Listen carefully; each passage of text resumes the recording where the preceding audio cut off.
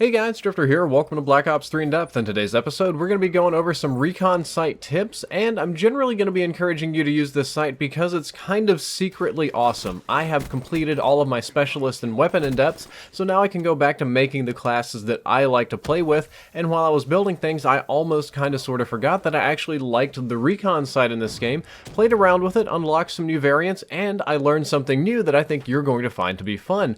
The Tryhard Reticle is immune to EMP or power core or any of those kind of disabling effects, which very much so surprised me because I initially only unlocked this one because it was the coolest looking one in the bunch. Some of the other reticles are immune too, but this one I think is by far the easiest to use, and let me go ahead and show you what I'm talking about with some testing. This is the default Recon Sight right here. Now I'm going to throw EMP grenades, and I put it on slow motion because EMP only EMPs yourself for like a quarter of a second, but you can see that when you get EMP'd, it disables the sights. They go bye-bye, and they'll come back on in just a second. However, if you're using the Tryhard Sight, which I happen to think looks better and is easier to use anyway, if you throw an EMP and aim down sights, and this works just fine for enemy EMPs too, it doesn't disable at all. It still stays on there and remains incredibly easy to use. I actually learned that the hard way in-game. Somebody hit me with an EMP and I was like, what?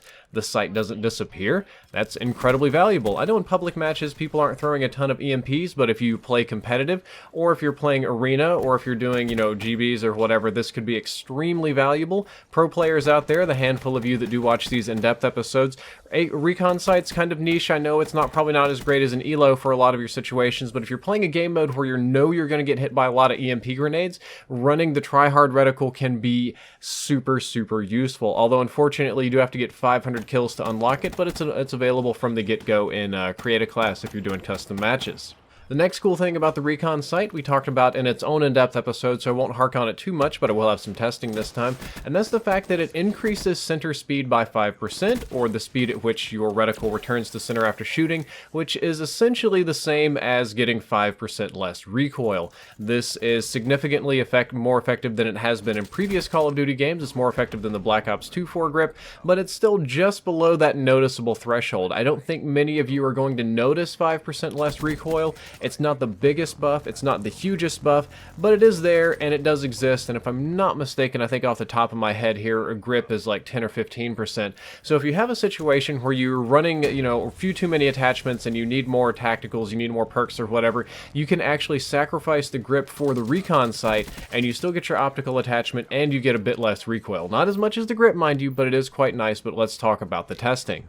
Like I said before, it is just below the noticeable threshold, but I did want to show you what this looks like on two fully automatic weapons, the first being the KN-44, and the second one we're going to move on over to the good old HVK-30. One of the other things I wanted to point out is that the recoil algorithm in Black Ops 3 can be quite random, so each spray pattern can look quite different than the other, and especially that middle one right there, that was extremely vertical, whereas you won't see that repeating on the other two. Now when I run the Recon Sight on the same gun, for this particular instance, I think you'll say that the three that I'm about to shoot overall look more controllable, more compact. It's not the same every time because, again, it's only 5% less recoil, but it does have a better feel for it. On this gun in particular, it's a long-range weapon, so I do feel that it works really well anyway, but just wanted to show you, kind of give you an idea of what you would be working with so you don't have to go to private match and test this out yourself.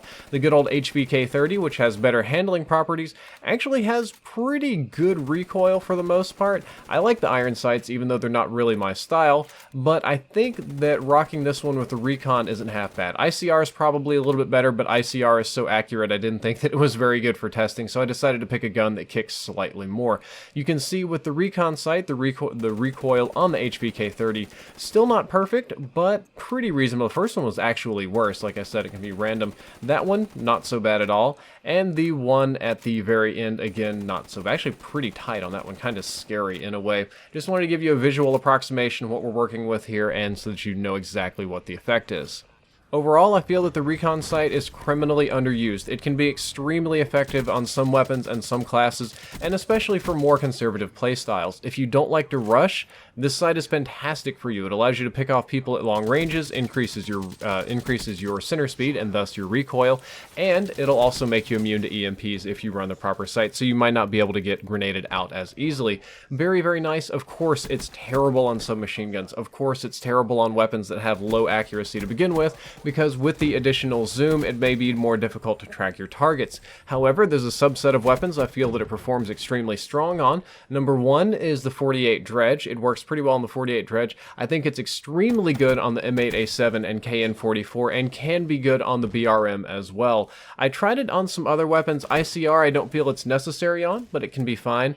It does work pretty well on the Shiva. I do somewhat prefer the Shiva with the Elo sight, but the Shiva with Recon can work excellently if you truly want to use it as a long-range precision rifle. Now, you'll notice that I haven't said anything about sniper rifles. That's because it changes some of their handling properties and their idle sway and their aim down sights time, and I don't feel that it's a very good optical attachment for sniper rifles, but I do feel that it's extremely good on the M8A7, KN44, BRM, and 48 Dredge, and especially, like I said before, if you know you're going to get hit by EMP grenades, very, very useful. If you're playing with the Recon Sight, do keep in mind that Treyarch has changed the zoom mechanics, so it's going to be more sensitive when you're going to have increased sensitivity when you aim down sights. However, with a little bit of practice and getting used to it, you're actually going to find yourself able to snap aim better, and be sure to position yourself for long-range engagements. It's still not great up close. If you play conservative, if you play campy, if you like to sit in the back of the map, if you don't like to do like I do generally and go balls to the wall, it'll work very, very well for you.